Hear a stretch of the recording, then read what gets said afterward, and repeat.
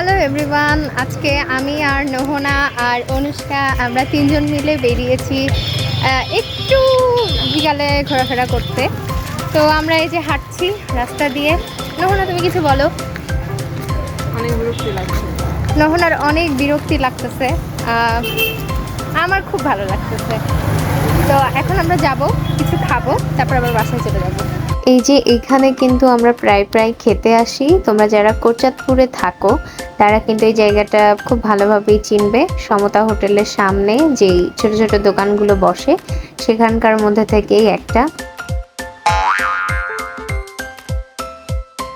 আমরা হচ্ছে আমাদের ফুচকা অর্ডার করেছি, তো আসুক সেটা, আর আমরা ওয়েট করতেছি।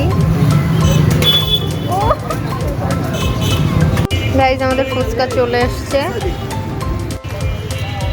কেমন লাগছে নোহনা?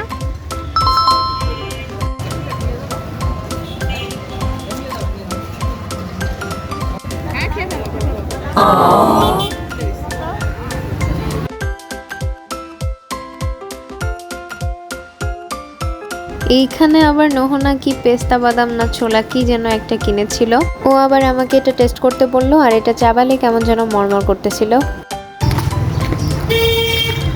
যেমন মানুষ তার সেই রকম রুচি। A few moments later. Guys, আমরা এখন একটা খতরনাক কাজ করব। এই বাড়ির আমরা কলিং বেল বাজিয়ে দাও না।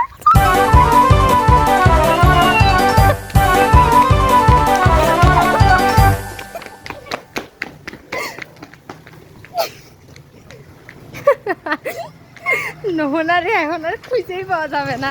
এই যে আমরা এই মাত্র একটা আকাম করে আসলাম। আমি কিছু করে নাই, নোহনা করছে। ও অনেক কষ্ট ওখান থেকে দৌড়ায় চলে আসছি। গাইজ, আমরা এখন লাল পথ দিয়ে হাঁটছি। দেখো, ও মাই গড, আবার সাদা রাস্তায় চলে আসলাম।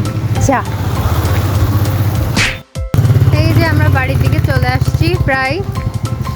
গাইজ, নোহনা আমার মামনির জন্য হচ্ছে এইগুলো পাঠিয়ে দিচ্ছে, আর নোহনা এইদিকে ওর বাসায় চলে যাবে, আমি এইদিকে আমার বাসায় চলে যাব।